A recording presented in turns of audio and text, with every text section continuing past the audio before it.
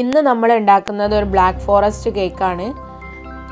നമ്മൾ ബേക്കറിയിൽ നിന്നൊക്കെ വാങ്ങിക്കുന്ന അതേ ടേസ്റ്റിൽ നമുക്ക് വീട്ടിൽ ഉണ്ടാക്കിയെടുക്കാൻ പറ്റുന്ന ഒരു ബ്ലാക്ക് ഫോറസ്റ്റ് കേക്കിൻ്റെ റെസിപ്പിയാണ് ഞാനിന്ന് നിങ്ങൾക്ക് കാണിച്ചു തരുന്നത്. അപ്പോൾ ഇത് ഉണ്ടാക്കുന്നതിൻ്റെ മുൻപായിട്ട് നമുക്ക് ഇതിനുള്ള മൗൾഡ് ഒന്ന് ഗ്രീസ് ആൻഡ് ലൈൻ ചെയ്ത് മാറ്റി വെക്കാം. ഒരല്പം ബട്ടറോ ഓയിലോ സ്പ്രെഡ് ചെയ്തതിന് ശേഷം ഒരു ബട്ടർ പേപ്പർ കൂടെ ഒന്ന് അതിൻ്റെ മുകളിൽ വെച്ചിട്ട് ഒന്ന് മാറ്റി വെക്കാം. ഇതിവിടെ റെഡി ആയിട്ടുണ്ട്. ഇനി നമുക്ക് ഇതിലേക്കുള്ള ഇൻഗ്രീഡിയൻസ് ഒക്കെ ഒന്ന് മിക്സ് ചെയ്ത് ബാറ്റർ റെഡിയാക്കാം. ഞാനിപ്പോൾ 1 കപ്പ് മൈദയും 1/4 കപ്പ് പൗഡറും 1 ടീസ്പൂൺ ബേക്കിംഗ് സോഡയും 1/2 ടീസ്പൂൺ ബേക്കിംഗ് പൗഡറും 1/4 ടീസ്പൂൺ ഉപ്പുമാണ് ചേർക്കുന്നത്. ഇനി ഇതൊന്ന് നന്നായി ഒന്ന് അരിച്ച് ഒന്ന് മിക്സ് ചെയ്തിട്ട് ഒരു സൈഡിൽ മാറ്റി വെക്കാം. കട്ടയൊക്കെ ഉള്ളത് പോകാനാണ് അരിച്ചെടുത്തത്. ശേഷം നന്നായി ഒന്ന് എല്ലായിടത്തും എത്തുന്ന രീതിയിലൊന്ന് മിക്സ് ചെയ്തിട്ട് നമുക്ക് മാറ്റി വെക്കാം.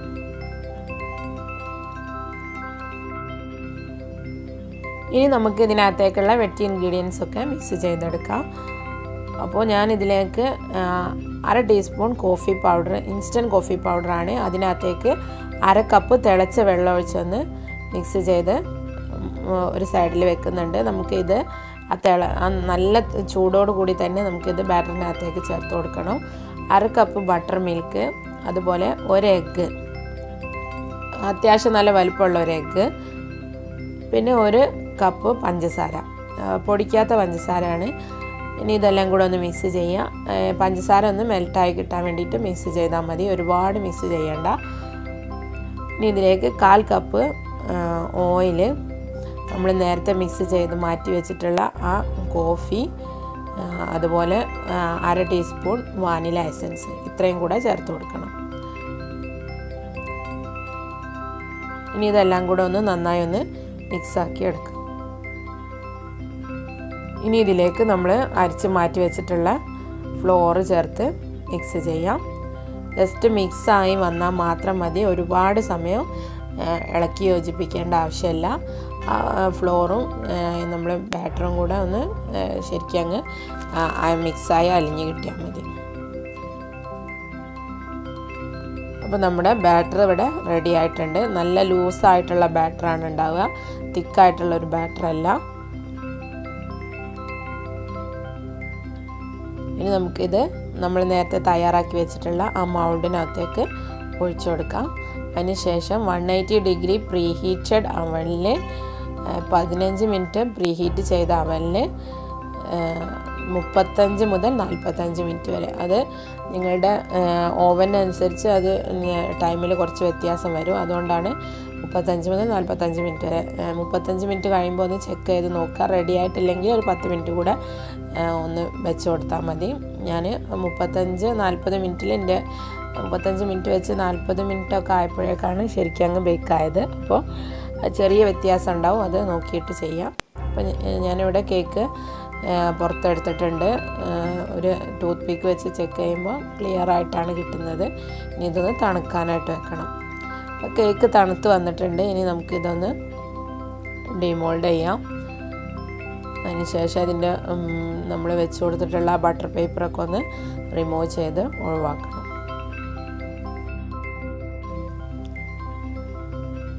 ബട്ടർ പേപ്പറൊക്കെ റിമൂവ് ചെയ്തതിന് ശേഷം കേക്ക് നന്നായിട്ട് തന്നെ ഒന്ന് തണുത്ത് വരാനായിട്ട് ഒന്ന് ഞാൻ ഫ്രിഡ്ജിനകത്തേക്ക് വെക്കുന്നുണ്ട്.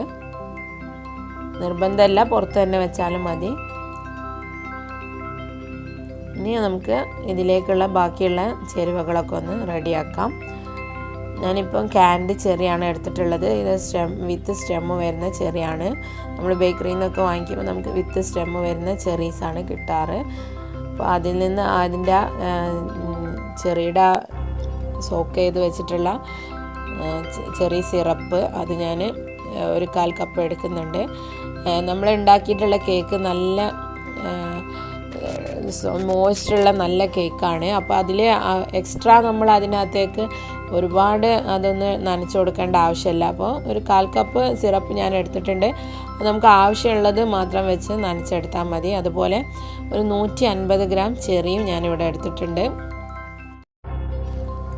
ഫില്ലിങ്ങിനും അതുപോലെ നമ്മൾ പുറത്ത് വെച്ച് കൊടുക്കാനും കൂടെ കണക്കാക്കിയിട്ടാണ് 150 ഗ്രാം എടുത്തിട്ടുള്ളത്. 100 ഗ്രാം എടുത്താലും മതി. നമുക്കിതിലേക്കുള്ള ക്രീം റെഡിയാക്കി എടുക്കാം. ഞാനിപ്പോൾ 1.5 കപ്പ് ക്രീം എടുത്തിട്ടാണ് വിപ്പ് ചെയ്യുന്നത്. ആവശ്യമുള്ളത് നമുക്ക് ഉപയോഗിക്കാം. അപ്പോൾ നിങ്ങളെ കേക്കിൻ്റെ വെയിറ്റ് അനുസരിച്ച് നിങ്ങൾ ചെക്ക് ചെയ്തിട്ട് ക്രീമിൻ്റെ അളവ് അഡ്ജസ്റ്റ് ചെയ്താൽ മതി. ഞാൻ ക്രീം ഇവിടെ വിപ്പാക്കി എടുത്തിട്ടുണ്ട്. ഒന്നും ചേർക്കാതെ തന്നെയാണ് ഞാൻ വിപ്പ് ചെയ്തിട്ടുള്ളത്. കാരണം ഇതിന് ഓൾറെഡി ഇതിൽ ഫ്ലേവറും ഉണ്ട്, അതുപോലെ തന്നെ സ്വീറ്റുമാണ്. പിന്നെ എക്സ്ട്രാ ഒന്നും ചേർക്കേണ്ട ആവശ്യമില്ല. ശരിക്കും അങ്ങ് വിപ്പായിട്ട് തന്നെ കിട്ടും. പിന്നെ ഇതിൽ നിന്ന് ഞാൻ ഇനി ഒരല്പം ഒരു പൈപ്പിംഗ് ബാഗിലേക്ക് മാറ്റി വയ്ക്കുകയാണ്. ബാക്കിയുള്ളതാണ് നമ്മൾ കേക്കിൽ അപ്ലൈ ചെയ്യാനായിട്ട് എടുക്കുന്നത്. ഞാനിപ്പോൾ വിൽട്ടൻ്റെ 1M എന്നുള്ള ടിപ്പ് വെച്ചിട്ട് ആണ് പൈപ്പിംഗ് ബാഗ് റെഡിയാക്കിയിട്ടുള്ളത്. ഇനി അതൊന്ന് നമുക്ക് ഫ്രിഡ്ജിലേക്ക് വെക്കാം. ബാക്കിയുള്ളത് നമുക്ക് ഐസിങ്ങിനായിട്ട് എടുക്കാം. കേക്ക് റെഡി ആയിട്ടുണ്ട്. നല്ലതുപോലെ തണുത്ത് റെഡി ആയിട്ടുണ്ട്. ഇവിടെ ഞാനിതൊന്ന് 3ആയിട്ട് കട്ട് ചെയ്തെടുക്കുകയാണ്. എത്ര ലെയറായിട്ട് കട്ട് ചെയ്യണം എന്നുള്ളതൊക്കെ നിങ്ങളുടെ താല്പര്യാനുസരണം സെലക്ട് ചെയ്യാം.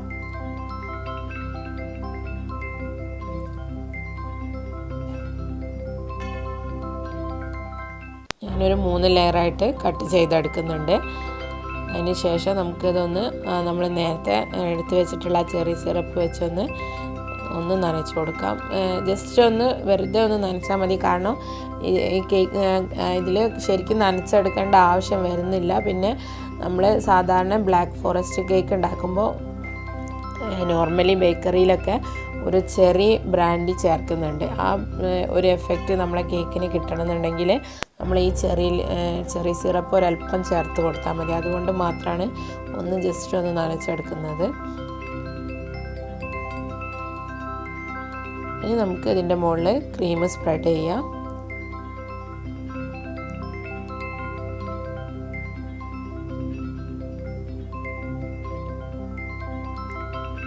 ഇനി ഇതിൻ്റെ മുകളിലായിട്ട് ഞാൻ നേരത്തെ എടുത്ത് വെച്ചിട്ടുണ്ടായിരുന്ന ചെറി 150 ഗ്രാം ചെറിയിൽ നിന്ന് 50 ഗ്രാം ചെറി ഞാൻ ചെറിയ പീസസ് ആയിട്ട് കട്ട് ചെയ്തെടുത്തിട്ടുണ്ട്. ആ ചെറി നമുക്ക് ഒരു പകുതി ഭാഗം ഇതിൻ്റെ മുകളിൽ ഒന്ന് ഇട്ട് കൊടുത്തിട്ട് നമുക്ക് അതിൻ്റെ മുകളിൽ അതിനൊന്ന് പ്രസ് ചെയ്ത് കൊടുക്കാം.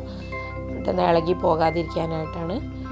അപ്പോൾ ഇതൊക്കെ എത്ര നിങ്ങൾക്ക് ഒരുപാട് ചേർക്കണോ അല്ലെങ്കിൽ കുറച്ച് മതിയോ എന്നുള്ളത് നിങ്ങൾ ഇപ്പോൾ 1 കിലോയുടെ കേക്കൊക്കെ ആണ് ഉണ്ടാക്കുന്നതെങ്കിൽ വളരെ കുറച്ചൊരു 3-4 ചെറിയ എടുത്തിട്ട് ഇതുപോലെ പീസാക്കിയിട്ട് അത് മാത്രം ചേർത്ത് കൊടുത്താൽ മതി. അപ്പോൾ നമ്മൾ ബേക്കറിയിൽ നിന്നൊക്കെ വാങ്ങിക്കുമ്പോൾ ഒരുപാടൊന്നും ഉണ്ടാവാറില്ല ഫില്ലിംഗ് ആയിട്ട്. അപ്പോൾ കുറച്ച് ചേർത്ത് കൊടുത്താൽ മതി. നമ്മൾ വീട്ടിൽ കഴിക്കാനായിട്ട് ഉണ്ടാക്കുകയാണെങ്കിൽ കുറച്ചുകൂടെ റിച്ചായിട്ട് നമുക്ക് ഇഷ്ടാനുസരണം ചേർത്ത് കൊടുക്കാം. ഇനി നമുക്ക് സെക്കൻഡ് ലെയർ വെച്ചിട്ട് സെയിം പ്രോസസ്സ് റിപ്പീറ്റ് ചെയ്തെടുക്കാം.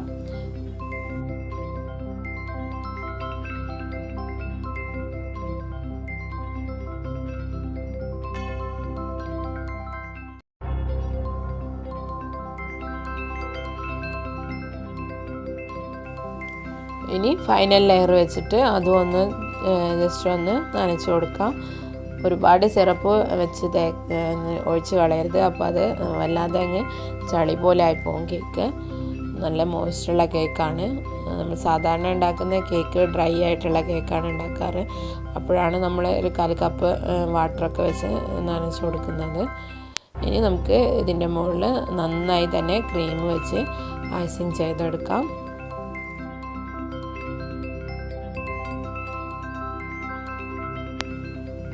ഐസിങ് ചെയ്ത് സ്മൂത്ത് ആക്കിയതിന് ശേഷം നമുക്ക് സൈഡൊക്കെ വേണമെങ്കിൽ ഒരു സൈഡ് സ്ക്രൈപ്പർ വെച്ചിട്ട് ഒന്ന് വടിച്ചു കൊടുക്കാം.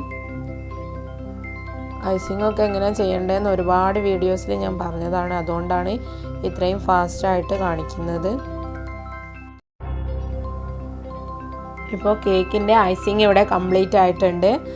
ഇനി നിങ്ങൾക്കിത് വേണമെങ്കിൽ ഒന്ന് ഫ്രിഡ്ജിൽ വെച്ച് സെറ്റാക്കി എടുത്തിട്ട് ഒരു അരമണിക്കൂറൊക്കെ ഒന്ന് ഫ്രിഡ്ജിൽ വെച്ചതിന് ശേഷം എടുത്തിട്ട് അതിൽ വേണമെങ്കിൽ ബാക്കിയുള്ള പൈപ്പിങ്ങും അതുപോലെ ഡെക്കറേഷൻസൊക്കെ ചെയ്യാം. അതല്ലെങ്കിൽ ഡയറക്റ്റായിട്ട് ചെയ്തെടുക്കാം.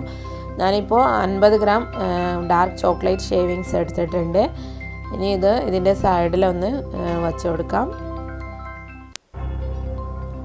കേക്ക് ബോർഡ് അടക്കം എടുത്തിട്ട് അങ്ങനെ സൈഡിൽ സ്പ്രെഡ് ചെയ്ത് കൊടുക്കുക. അതല്ലെങ്കിൽ ഇതുപോലെ അവിടെ തന്നെ വെച്ചിട്ട് ഇങ്ങനെ കുറച്ചിങ്ങനെ പറ്റിച്ച് കൊടുക്കാം. എക്സ്ട്രാ വരുന്നതൊക്കെ റിമൂവ് ചെയ്ത് കൊടുക്കാം.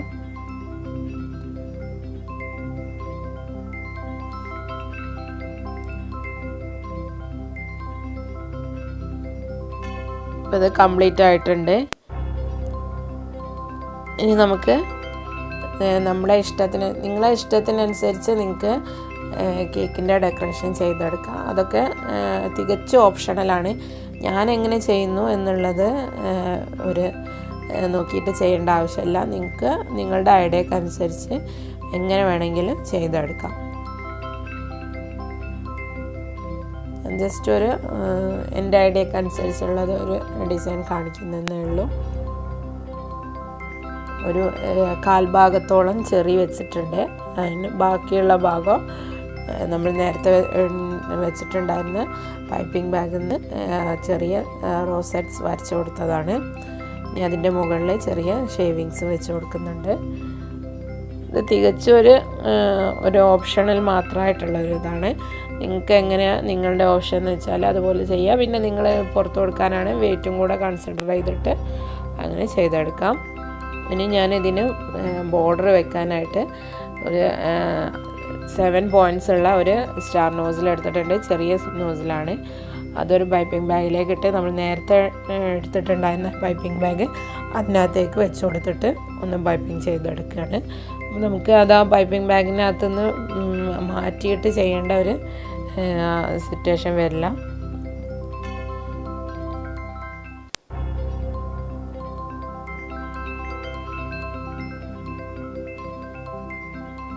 ഷെൽ ബോർഡറാണ് വെച്ചിട്ടുള്ളത്.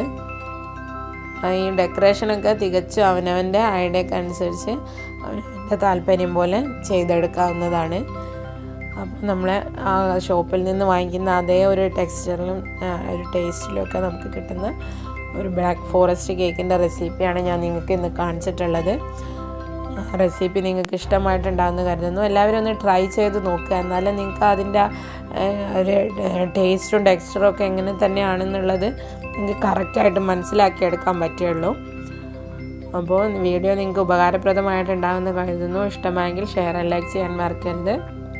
അതുപോലെ ഇതുവരെ എൻ്റെ ചാനൽ സബ്സ്ക്രൈബ് ചെയ്തിട്ടില്ലാത്തവരാണെങ്കിൽ സബ്സ്ക്രൈബ് ചെയ്ത് സപ്പോർട്ട് ചെയ്യാനും മറക്കരുത്. ഇൻഷാ അല്ലാഹ് മറ്റൊരു നല്ല വീഡിയോ ആയിട്ട് നെക്സ്റ്റ് എപ്പിസോഡിൽ വീണ്ടും കാണാം. Thank you for watching.